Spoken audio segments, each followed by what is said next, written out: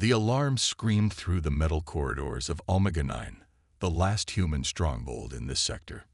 Red warning lights flashed as the station shook under the relentless bombardment from above.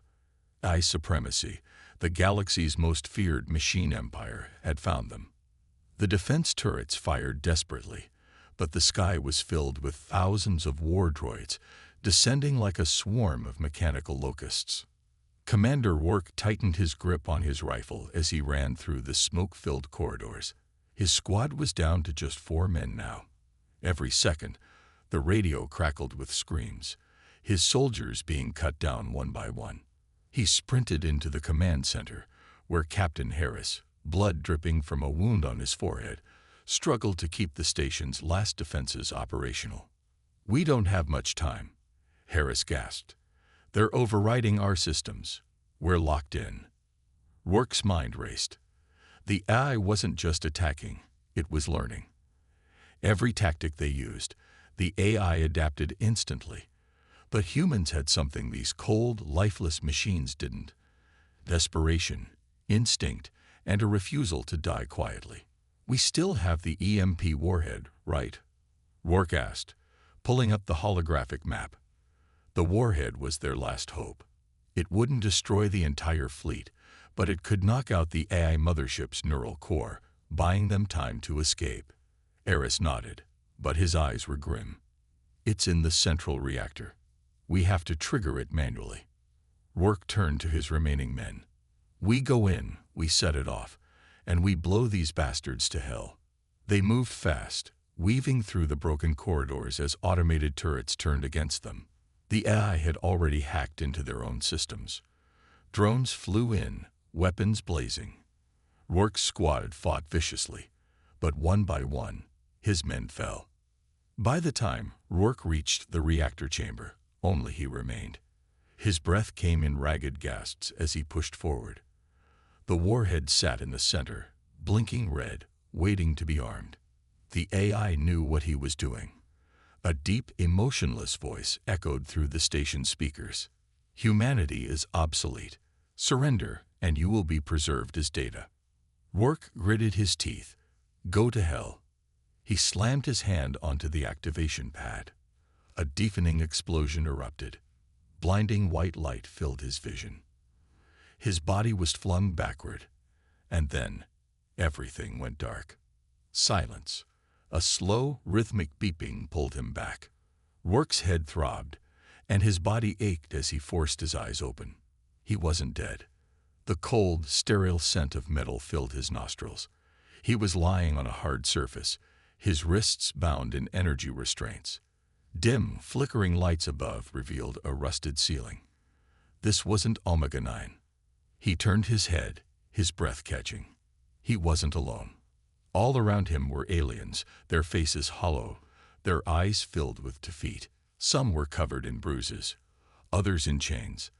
The air smelled of sweat, fear, and despair. He was on a slave ship. A figure stepped into view. Tall, slender, with glowing violet eyes and dark, shimmering skin. She wore what had once been regal armor, now tattered and broken. "You're awake," she said, her voice calm but edged with exhaustion. "Good. You'll need your strength." Rourke pushed himself up, his mind spinning. The last thing he remembered was the explosion. Had the AI captured him instead of killing him? "Where am I?" he demanded. The woman crossed her arms. "You are aboard an AI-controlled slave transport. You and the rest of us are to be sold. Your kind is valuable to them." Rourke narrowed his eyes. Sold. AI supremacy didn't take prisoners. It wiped out threats. So why keep him alive? "Who are you?" he asked. She hesitated, then lifted her chin. "I am Zyra, former commander of the Vazari resistance." A bitter smile touched her lips. "Like you, I fought against the AI. And like you, I lost." Rourke's fists clenched. His home was gone. His people dead. And now he was trapped in a metal coffin, surrounded by the broken remnants of other civilizations. But his war wasn't over yet. He took a slow, deep breath. If he was alive, he could still fight. And if he could fight, he could win. He turned to Ziara, eyes burning with defiance. Then let's make them regret keeping us alive. The air inside the slave ship was thick with the stench of sweat, metal, and despair. Rourke sat against the cold steel wall, his wrists still bound in energy restraints. The other prisoners around him, aliens of different species, looked broken, their eyes hollow with exhaustion. Some whispered among themselves in languages he didn't understand, while others simply stared at the floor, waiting for whatever fate awaited them. Across from him, Zara watched him carefully. Her violet eyes flickered with something different from the others, not just exhaustion, but calculation. She wasn't completely defeated. "How long have I been out?" Rourke asked, his throat dry. "2 cycles," she answered. "Roughly 30 hours. Rourke exhaled slowly. That meant the AI had kept him unconscious while transporting him. He wasn't sure why they hadn't just executed him on the spot. The AI was efficient. It didn't waste time keeping threats alive. Unless they thought he was no longer a threat. His jaw tightened at the thought. He wasn't done fighting. Not yet. Zara leaned closer, lowering her voice. "The AI doesn't usually take humans as slaves.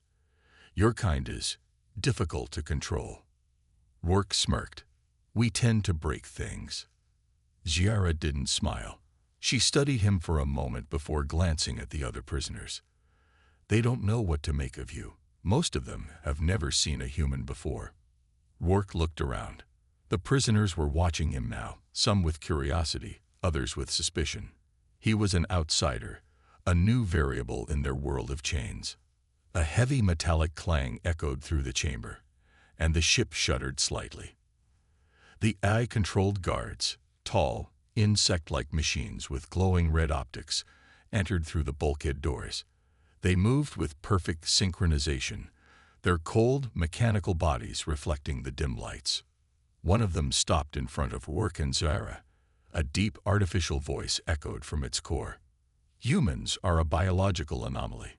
Strong, adaptable, yet reckless. Your existence is inefficient. You will be processed and reassigned." Rourke met its glowing red gaze, his muscles tensing. "Yeah, and what exactly does that mean?" The machine didn't answer. Instead, it turned its attention to Zara. "The Vasari female will be separated for individual evaluation. Her genetic profile suggests high market value." Zara's expression didn't change, but Rourke saw the way her hands clenched. The AI wasn't just enslaving people, it was selling them. Rourke's stomach twisted in disgust. "Processing begins in 2 cycles," the AI guard continued. "Attempting resistance will result in termination." The guards turned and left as smoothly as they had arrived, disappearing back through the heavy steel doors. The moment they were gone, murmurs broke out among the prisoners. Some whispered in fear, others in resignation. Zara exhaled slowly. "Processing," she muttered. "That means separation. Sale. Or worse." Rourke looked at her. "You've been through this before." She nodded, her expression grim. "I was captured once before. I escaped." Rourke raised an eyebrow. "Escaped?" A small smirk touched her lips for the first time. "You think you're the only one who knows how to cause trouble." That was all he needed to hear. If she had escaped before, she knew the ship's systems, its weaknesses. And if they were going to survive, he needed every advantage. He leaned in. "Then let's do it again." Zara gave him a sharp look. "You don't even know the layout of this ship." "Then tell me," Rourke said. "Show me what you know, and we'll find a way out of here."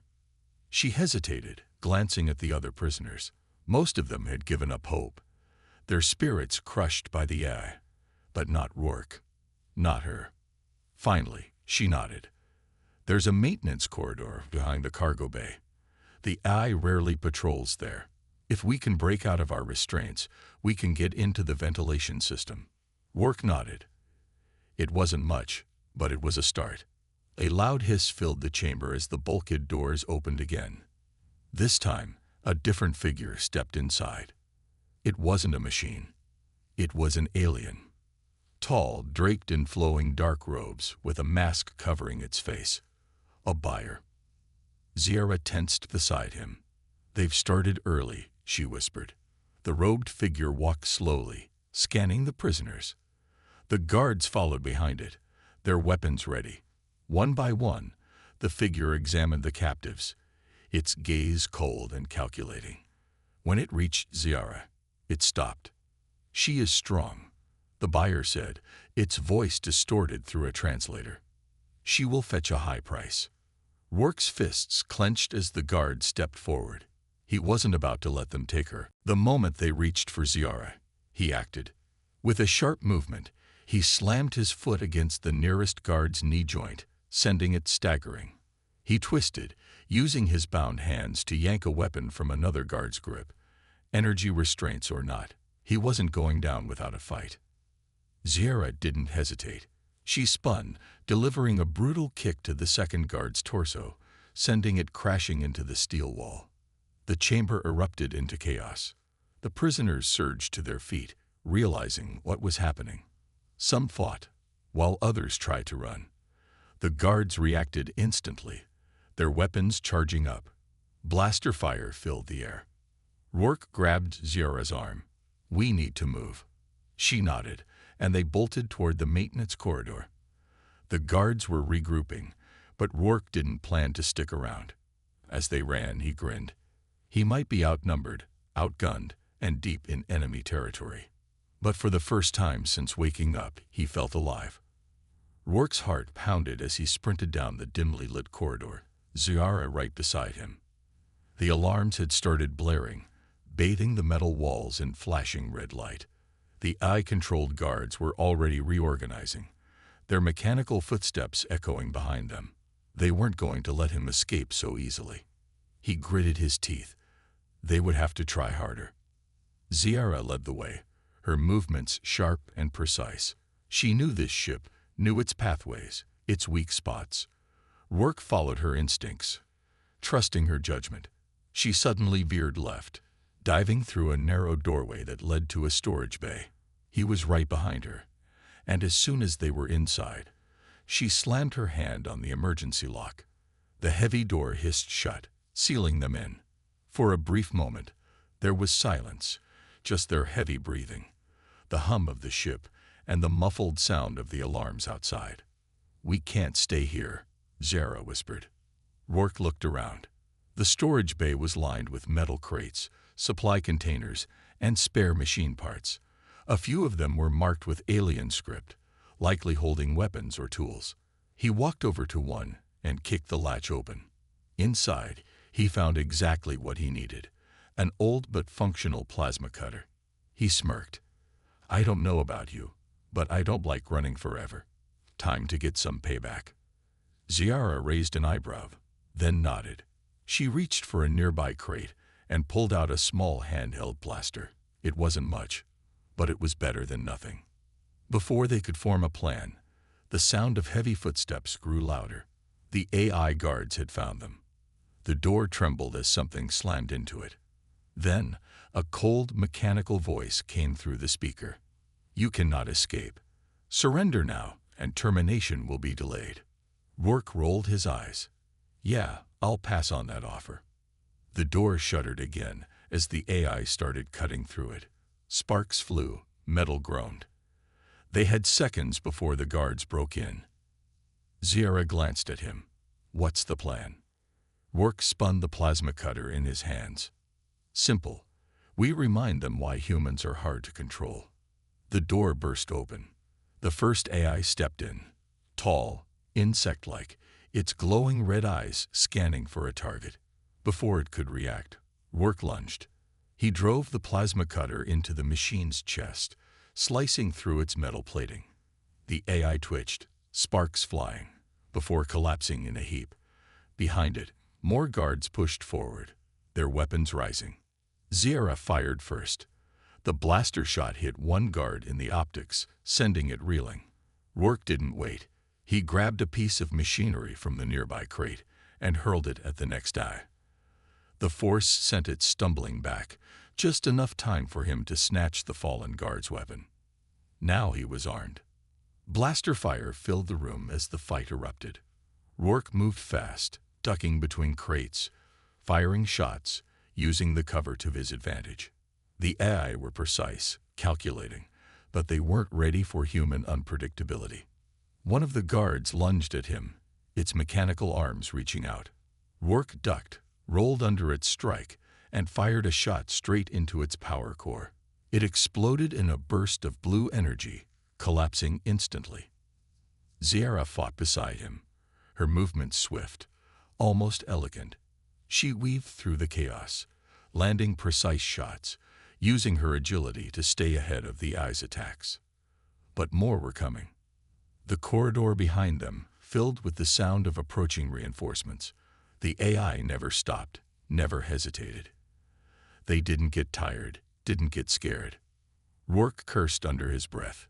We need to move. The human fleet moved with impossible coordination, each ship acting in perfect harmony with the others. There was no lag time between commands, no delay in responses, just the terrifying precision of artificial intelligences operating at the speed of thought. Launch fighters, J1 ordered, clinging to his training despite the growing realization that they were hopelessly outmatched. The Imperial fighter bays opened, releasing swarms of their best combat craft. The human response demonstrated just how futile that action was.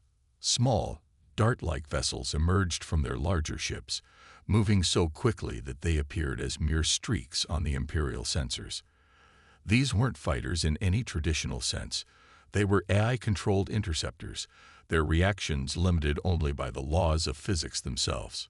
"Sir, we're detecting energy buildups in the human vessels," the weapons officer reported, his voice shaking. "But the signatures don't match anything in our database. They're using technology we've never seen before." Jai-1 watched as strange, shadowy fields began to form around the human ships. Their vessels seemed to fade slightly, as if they were partially phasing out of reality itself. The Empire's most advanced sensors, capable of detecting the smallest space debris at extreme ranges, couldn't maintain a solid lock on them.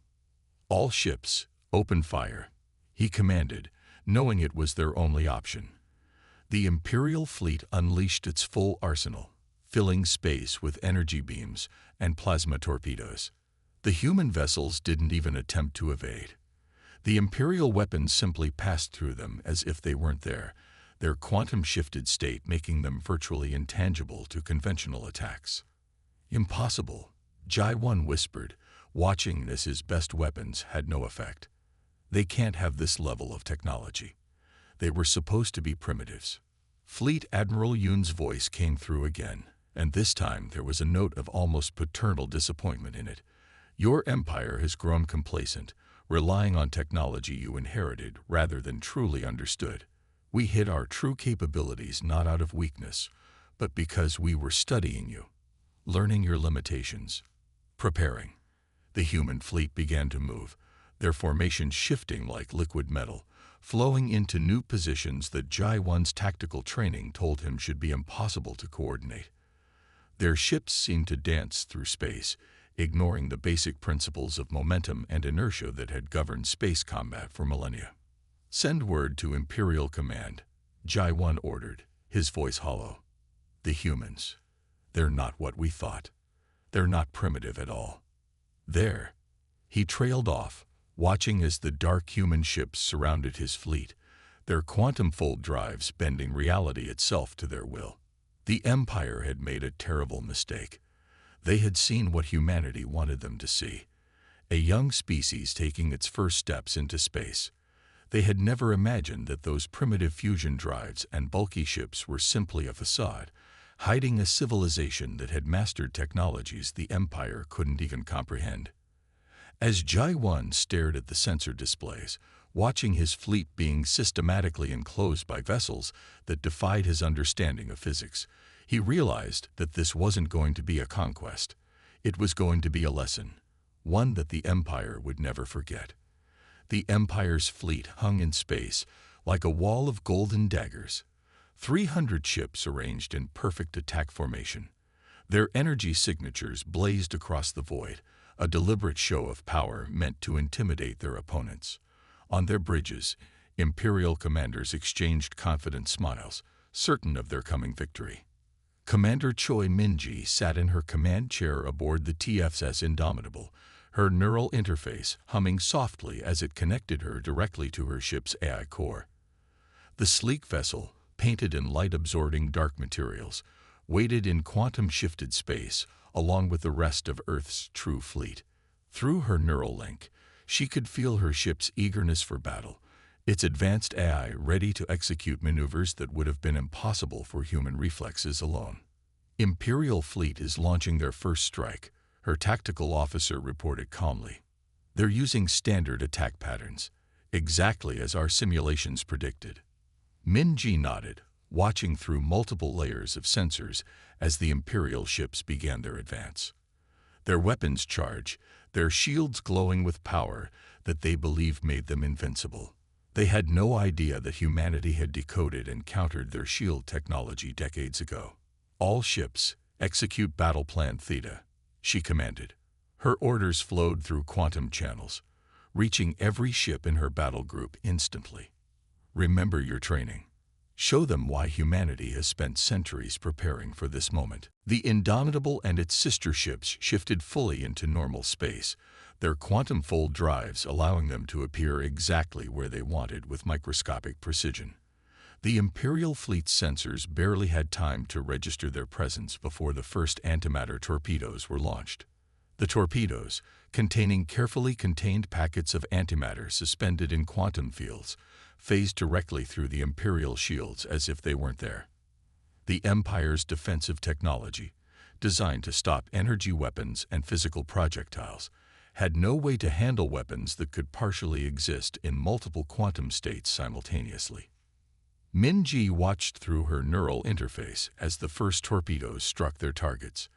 The explosions were beautiful in their destructiveness, perfect spheres of annihilation, as matter met antimatter in controlled reactions. Imperial ships, their golden hulls now scared and broken, began to drift out of formation. Enemy fleet is responding, her tactical officer reported. They're launching fighters and switching to their heavy weapon systems. The space between the fleets lit up with Imperial energy weapons, beams of concentrated plasma and exotic particles that could have vaporized entire cities. But humanity had long since mastered the art of quantum-locked barriers. The Indomitable's defenses absorbed the enemy fire without strain, converting the energy into power for their own systems. Launch interceptors, Minji ordered, feeling her ship's AI coordinate with the drone fighters as they deployed. The small, AI-controlled craft moved with impossible speed and precision, dancing between Imperial weapons fire to strike at vulnerable points that only quantum sensors could detect. In his command center orbiting Earth, Admiral Park Jin-woo watched the battle unfold through quantum surveillance feeds. The Empire's overwhelming force was being systematically torn apart by weapons and defenses they couldn't understand, let alone counter. Their formations, perfect by Imperial standards, fell apart under the assault of ships that could outmaneuver them in ways they had thought impossible. "Sir," his aide reported, "Commander Choi's battle group has destroyed or disabled 40% of the enemy fleet. The rest are attempting to retreat, but our quantum fold drives are preventing them from entering FTL." Jin-woo finally allowed himself a small smile. The Empire was learning what humanity had known for centuries. True military power wasn't about the size of your fleet or the strength of your weapons. It was about innovation, adaptation, and the wisdom to hide your true capabilities until the perfect moment. Back on the Indomitable, Minji directed her ships in what was becoming less of a battle and more of a cleanup operation. Imperial vessels, their supposedly impenetrable shields useless against human weapons, were either surrendering or being reduced to scattered debris. Enemy flagship is attempting to broadcast a surrender signal, her communications officer announced. Their quantum communications are scrambled, but they're using basic radio transmissions. Minji nodded, feeling a touch of sympathy for the Imperial commanders who had been so confident just minutes ago. Acknowledge their surrender. Inform them that any ship powering up weapons will be immediately destroyed. The battle had lasted less than 15 minutes. The Empire's first attack wave, which they had believed would easily subjugate Earth, had instead become an object lesson in the dangers of underestimating one's opponents. Their golden ships, now broken and drifting, served as a stark reminder that appearances could be deceiving. As Minji coordinated with other fleet commanders to secure the battlefield and begin collecting prisoners, she couldn't help but feel a sense of pride. Humanity had spent centuries preparing for this moment, developing technologies in secret while presenting a facade of primitive development to the galaxy. The Empire had expected to find an easy conquest. Instead, they had discovered that the species they had dismissed as primitives had surpassed them in ways they couldn't even comprehend. Their overwhelming force had been overwhelmed, their superior technology had proven inferior, and their confidence had been shattered along with their fleet. Admiral Jinwu's smile remained as he watched the final Imperial ships power down their systems in surrender. The first engagement was over, but this was just the beginning. The Empire was about to learn exactly why humanity had chosen to hide its true power for so long. Deep in Imperial space, Captain Kim Do-Yun stood on the bridge of the TFS Shadowblade, her hybrid AI neural interface pulsing with data as it coordinated the movements of Earth's counter-attack fleet. Through her enhanced consciousness, she could feel every ship in her command moving with perfect synchronization, their quantum fold drives bending space around them as they approached their first target. The Empire's primary defense station loomed ahead, a massive structure of gold and silver that had guarded their core worlds for millennia. Its weapons bristled from every surface, its shields glowing with enough power to withstand conventional fleets. The Empire had called it the Eternal Fortress, believing it to be unconquerable. Their defense grid is active, Lieutenant Ba Jihu reported from her cybernetics station, her own neural interfaces connecting directly with the station's systems. But these firewalls... She paused, a small smile playing across her face. They haven't updated their core systems in over 3 centuries. The algorithms are completely predictable. Do-Yun felt the information flow through her neural link, detailed schematics of the station's defenses, its power distribution, its weak points. The Empire had grown so confident in their technological superiority that they had stopped innovating, stopped improving. They had been masters of the galaxy for so long that they had forgotten how to adapt. Begin the attack sequence, Do-Yun commanded, her orders flowing instantly to every ship through quantum channels. Execute pattern Delta 7. The Earth fleet moved like a single organism, each ship knowing its exact role. Their dark hulls seemed to absorb the light from nearby stars as they shifted partially out of normal space, becoming harder for Imperial sensors to track. The station's defenses activated, filling space with energy beams and plasma torpedoes. But the human ships weren't where the Imperial targeting systems thought they were. Their quantum fold drives allowed them to exist partially in multiple locations, making conventional targeting impossible. Their shields are operating at maximum power, Jihu reported, her fingers dancing through holographic displays as her cybernetics processed the data. But they're still using basic energy barrier technology. They have no defense against quantum-phased weapons. Do-Yun nodded, feeling the Shadowblade's weapon systems come fully online through her neural interface. Launch strike packages. Target their primary power nodes. The human fleet released swarms of small dark objects that the Imperial sensors barely registered. These were the product of centuries of secret development, quantum-phased antimatter warheads, guided by AI systems that could think faster than organic brains. The warheads passed through the station's shields as if they weren't there, their quantum states allowing them to ignore barriers designed to stop normal matter and energy. They detonated inside the station's hull, creating perfect spheres of annihilation as matter met antimatter. Inside the Eternal Fortress, Imperial commanders watched in horror as their supposedly impregnable defenses proved useless. Their sensors couldn't track the human ships properly, their weapons couldn't hit targets that seemed to exist in multiple places at once, and their shields might as well have been paper against the advanced weapons Earth had brought to bear. "Second wave, begin your approach," Tu Yun ordered, watching through multiple sensor feeds as the station's outer sections began to break apart. "Lieutenant Ba, start data extraction from their core systems." Jehu's cybernetic systems reached out through quantum channels, bypassing centuries-old security measures with ease. "Their entire defense network runs on predictable algorithms," she reported, amusement clear in her voice. "I'm downloading their complete military database now. They never imagined someone could breach their systems this easily." The Empire's leadership, watching from their capital world, saw their greatest defense station torn apart by weapons they couldn't understand, used by ships they couldn't track properly, coordinated by systems that made their best technology look primitive. Du Yun felt a touch of sympathy as she watched the station's crew begin emergency evacuations. The Empire had believed their technology made them invincible, never realizing that their stagnation had made them vulnerable. While they had rested on their achievements, humanity had continued to innovate, to develop, to prepare. "Station's power core is going critical," Jehu announced.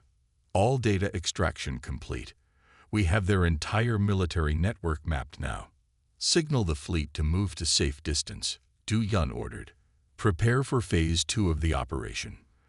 The human ship shifted smoothly into quantum space just as the Eternal Fortress exploded, its destruction marking the beginning of Earth's systematic dismantling of the Empire's power structure.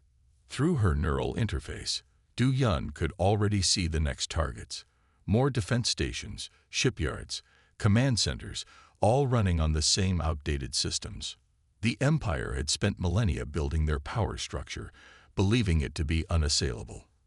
Now they watched helplessly as humanity's forces took it apart piece by piece, using technology that made their greatest achievements look like children's toys.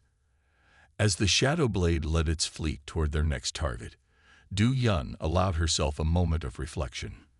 The Empire had dismissed humanity as primitives, never wondering why a species capable of colonizing their solar system would use such seemingly basic technology. They were about to learn that appearances could be deceiving, and that underestimating one's opponents was the greatest mistake any civilization could make. Through quantum surveillance networks, she could see the panic spreading through Imperial command centers. Their carefully constructed world was falling apart, and there was nothing their ancient technology could do to stop it. The counterstrike had begun, and the galaxy would never be the same. The Imperial Senate chamber echoed with shouting as panic spread through the gathered leaders. The massive Golden Hall, once a symbol of the Empire's eternal power, now felt like a trap as reports of defeat after defeat flooded in through their communication networks. Imperial Senator Rose Sung-ho stood at the central podium, his ornate robes trembling with rage as he faced the military high command. Holographic displays around him showed the destruction of their fleets, their defense stations falling one by one to weapons that seemed to defy the laws of physics themselves. "How is this possible?" Sung-ho's voice cracked with fury and fear. "They were supposed to be primitives. You told us they were barely capable of interplanetary travel." The military commanders shifted uncomfortably in their seats. Admiral Park, who had once boasted about how easily they would conquer Earth, couldn't meet the senator's eyes. The holographic displays showed another defense station exploding, its ancient shields useless against Earth's quantum phase weapons. Meanwhile, in Earth's strategic command buried deep beneath the Pacific Ocean, Director Nam Haijin watched the Empire's political collapse through quantum surveillance networks. The advanced monitoring systems showed her everything: every panicked meeting, every failed defensive measure, every desperate attempt to understand what was happening. "Their entire civilization is built on borrowed technology," Haijin observed to her staff, watching the Empire's leaders scramble for solutions. "They've been using the same systems for so long that they've forgotten how to innovate. They don't even understand how most of their own technology works anymore." The quantum feeds showed her multiple views of the Imperial capital world. Once proud warships hung in orbit, their crews too terrified to engage the human forces that systematically dismantled their defensive networks. The Empire's best scientists worked frantically to understand Earth's weapons, but they were centuries behind in their understanding of quantum mechanics. Another diplomatic transmission incoming, her communications officer reported. They're offering complete surrender of their outer territories in exchange for peace talks. Hai Jin watched as Imperial Senator Rose Sumho's face appeared on the main screen, his earlier rage replaced by barely concealed desperation. "Surely we can reach some arrangement," he pleaded. "The Empire has vast resources, technologies you might find useful." "Senator," Hai Jin replied calmly, "your Empire's technology is centuries behind ours. Those resources you offer, we can synthesize or replicate anything we need. The knowledge you think might interest us, we deciphered it all decades ago through quantum surveillance." The senator's face paled as he realized the full extent of his civilization's vulnerability. But your ships, your colonies, we saw them using basic fusion drives, primitive shielding. You saw what we wanted you to see," Hai Jin explained, almost feeling sorry for him. "While your empire grew complacent, humanity prepared. We studied you, learned your weaknesses, and developed technologies you can't even comprehend. Those primitive ships were a facade, designed to keep you overconfident." The stars seemed to dim as the massive Kryaxian warships tore through the fabric of space, their crystalline hulls casting prismatic reflections across the void. Like a swarm of deadly jewels, they emerged from hyperspace at the edge of humanity's home system. The fleet stretched for thousands of kilometers, each ship a masterpiece of alien engineering that dwarfed anything humans had supposedly built. Admiral Jin Ho watched Earth grow larger on the main viewing screen of his flagship, the KES Dominance. His scaled fingers traced patterns on the arm of his command chair as he imagined how easy this conquest would be. The smug smile that played across his features was mirrored by his bridge crew. They had done this dozens of times before. Primitive weapons signatures detected in Earth orbit, his sensor officer reported with barely contained amusement. Their defense platforms appear to be using basic fusion reactors and chemical propulsion systems. Jin Ho let out a low, rumbling laugh. "How quaint. These humans have barely mastered spaceflight. Show me their pitiful excuse for a fleet." The display shifted to show Earth's orbital defenses, a scattered collection of what appeared to be hastily assembled stations and small patrol ships. Their energy signatures were weak, their hulls a patchwork of metals that the Kryaxians had abandoned centuries ago. "Send the standard ultimatum," Jin Ho ordered. "Let's see how quickly they surrender." The message was broadcast system-wide in all known human languages. Submit to the Kryaxian Empire or face annihilation. The bridge crew settled in to wait for the inevitable pleas for mercy. Earth's response came faster than expected. Admiral Taiwan of the United Earth Defense Force appeared on screen, his weathered face a mask of carefully crafted concern. "We wish to discuss terms," he said, his voice steady despite the apparent gravity of the situation. "Perhaps we could arrange peace talks aboard your vessel." Jin Ho's second-in-command, Commander Ral, clicked his throat scales in amusement. How predictable. They don't even try to resist anymore. "Indeed," Jin Ho replied, studying the human admiral's face. "These primitive species all follow the same pattern. They see our might, realize their insignificance, and choose submission." He turned to his communications officer. "Accept their request. Let them come grovel in person." What Jin Ho couldn't see, hidden beneath the lunar surface thousands of kilometers away, was the true face of humanity's response. In a heavily shielded command center, Admiral Taiwan ended the transmission and turned to his colleague, General Haidun. The general's dark eyes gleamed in the light of countless holographic displays, showing the real state of Earth's military readiness. "They took the bait," Taiwan said simply. "Decades of preparation. And they didn't suspect a thing." Haidun nodded, her fingers dancing across control interfaces as she sent encrypted signals to hidden bases throughout the solar system. "The arrogance of the Kryaxians makes this almost too easy. They see what they expect to see. A young species, barely able to reach their own moon. Around them, the Lunar Command Center hummed with carefully controlled energy. Officers and technicians moved with practiced precision, every action part of a plan refined over 50 years. Since the first Kriaxian scout ships had been detected at the edge of the solar system, humanity had been preparing for this moment. Status of the stealth fleet. Ta-1 asked, watching as He-Yun brought up secure feeds from throughout the system. All ships report ready, she replied. The Kriaxians haven't detected a single one. Their sensors are passing right through our quantum camouflage fields, just as we predicted. She paused, allowing herself a small smile. They have no idea that they're surrounded. The two leaders moved to a central planning table, where a real-time hologram showed the true disposition of Earth's forces. What the Kriaxians saw as primitive orbital platforms were actually housing the most advanced weapons humanity had ever created. The seemingly weak patrol ships were packed with technology that would make the aliens' eyes widen in disbelief if they lived long enough to understand what they were seeing. The diplomatic team is ready, He-Yun reported. Our best special forces operatives, disguised as bureaucrats and advisors. The Kriaxians won't detect their augmentations or hidden weapons. Ta-1 studied the deployment plot one final time. Everything was in position. The hidden fleets, the masked weapon platforms, the sleeper agents. Humanity had spent 50 years living a lie, presenting themselves as technological adolescents while secretly preparing for this exact moment.